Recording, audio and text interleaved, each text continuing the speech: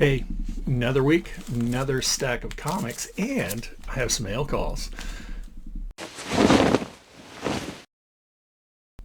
Hey, this is James for Read More Comics. Thank you for tuning in as I'm sharing my haul for the week.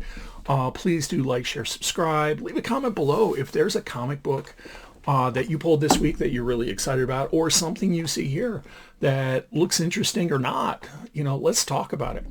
So start out another good week. It's been crazy busy at work the past couple weeks, and so I've been a little off on my comic book game, but I did stop at Buy Me Toys in beautiful Mishawaka, Indiana, to pick up my comics, and it actually ended up being a pretty decent week.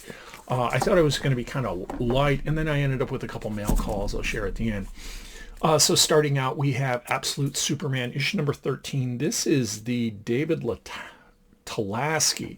I'm not familiar with this, but I love the energy, the look of determination, the kind of like literally crushing weight. But there's, I don't know. It reminded me in a way of, what is it? I'm trying to remember. It's an Incredible Hulk comic book where the trade dress is crushing down on Hulk. I'm drawing a total blank. I'll put it right down here. I'm not a Hulk fan, so and I want to say that was a Steranko cover, but maybe I'm wrong. Anyway, so this has been a lot of fun. It's starting to heat up. Out of all the Absolute books, I think this has been kind of the slowest to kind of come to in its own. It's been kind of percolating, where Batman came out of the gates swinging away. Wonder Woman's been an incredible book. This has been a slow burn kind of story. Jason Aaron's been telling an awesome Superman book, and still being true to who Superman is, but then also putting him in this absolute universe. So this has been fun. We have the new volume of Batman. This is Batman issue number 3. I've been pulling the A covers. I really like the trade dress for this. I like the old school kind of character box in the corner. I'll show you what it is. So this is a Jorge Jimenez cover, and I like the trade dress, but I like the little box in the corner. That's kind of a retro look. And part of it too is, and I've been looking at cover price, I've been looking at eBay listings and stuff like that, and it seems the A covers do better in the long term. Not that this is an investment, but I want my collection to have value when I pass it on to my kids, and apparently the A covers is where to go. Anyway, we have Post Malone's Big Rig, issue number 3. I just figured, no, this is issue number 4. I think there's one more issue. No, this is it. Okay, so each one of these, here, let me show you this. Very cool cover. I've been getting the A covers. They had blind bags early on, but that isn't my game. I get it though, because, I play Magic and I love, popping those Magic cards open. Anyway, these have been double issues. So this would be like, if this was a DC book like this one, this would be issue number 8. And so that's kind of cool. They've been doing double issues. The art on it's been really solid, where it's mostly black and white inks with a splash of red here or there appropriately. And kind of like the whole concept, I think I've spoke about this before, is just bonkers. It's a Sci-Fi Channel movie waiting to happen, if Sci-Fi still makes movies. Anyway, you have a tractor trailer sent by God to fight demons in the Middle Ages, and then this middle-aged blacksmith / I think he used to be a knight. He becomes like the chosen one, when he puts on the trucker cap. It's insane. It's a lot of fun though. We got Miles Morales Spider-Man issue number 40. This has been a solid run. This is Cody Ziegler. Awesome run on this. I went with the variant cover. I just thought it was fun. Let's check that out. So we got Gonki down here. Miles' is clone brother. He recently took a name. I'm drawing a blank on what it is. And then Miles on the ceiling. I just thought it was a fun cover, So I picked this one up. That's been a solid read too. If you're looking for a Miles run to get into, highly recommend this one. And you can just wait until the new arc starts up. Some of them have been like 5 or 6 issues in. Cody Ziegler's just doing a great job. Next up, we have a Bad Idea book, and I'm kind of glad that they made, for those of you that don't know, Bad Idea kind of came out in the comic book boom. They have some amazing creative work, creative teams, artists, writers, but they made like marketing kind of this guerrilla marketing tactic, so it was really hard to get their books. Well, now they're actually making it so you can order them. So this Planet Death, issue number 2, I think they're coming out bi-monthly. It's a little thicker. The cover art is amazing. The book itself is fun. It's kind of a it deals with aliens. You know, these super soldiers go to this alien planet. There's only one survivor, which is awesome, and he's trying to, like, you know, save the day. So I imagine he probably will, but if he doesn't, that'll only be even cooler. So we got Planet Death issue number 2. Ben Diddy over here, he did Exo Manowar, and that's what got me into Valiant books and Exo. So this has been an awesome read. We got Poison Ivy issue number 38. This is the variant cover by Kyong Yeom.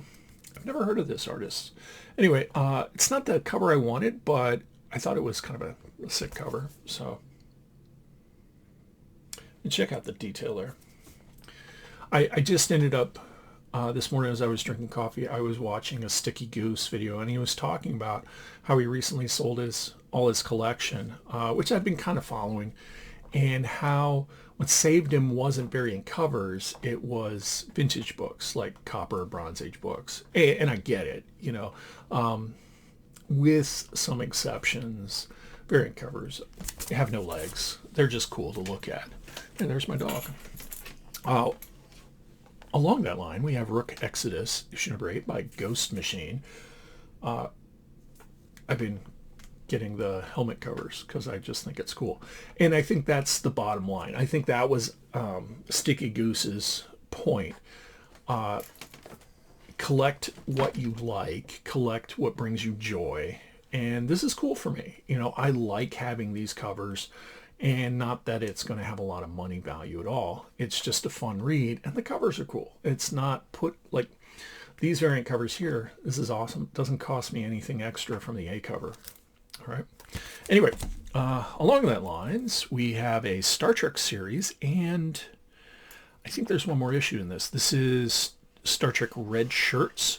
I've been getting the recruitment poster covers because I think it's silly, and how else did Starfleet get all these red shirts if they're going to die? They need to have really good recruiters. So anyway, this has been a fun read.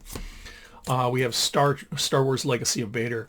Since both Darth Vader, that run finished, and the main Star Wars book finished after with Jedi. Okay, this book right here about Kylo Ren, kind of his vision quest, has been probably the best Star Wars series coming out. This is a variant cover right here. I got this because I used to play Dungeons and Dragons, and these things, like, we got Darth Vader, we got what is it, Snoke right here. It reminds me of, there's this undead, and it's like Infidious or something like this undead creature that necromancers can make that look like that. And so I went, oh, well, that's cool. I'm going to get that. Very good read, though. And I think it shows how Kylo Ren was not used to his fullest potential in the sequel series in this. So we're 10 issues in, so that's 2 trades if you want to read really good Star Wars stories. I think this is really good. We got a one-shot from Dynamite. This is Thundercats Pumira. I got the variant cover right here. I saw this on League of Comic Book Geeks. I don't know a lot about Pumira, and I went, oh, okay, well, this is a book to catch, because I think this character came out later in the Thundercats series, the original one, and I wasn't watching it by then. But I think, and Ed Brisson is doing the writing. I think they're coming out with like these one shots for a bunch of different characters. I think Panthero's coming out next week. So I'm going to check that out. And if they have a similar trade dress for this, I'm going to go for that. I did get a trade. I was trade waiting on this one. This is Zatanna, It's Showtime by Jamal Campbell.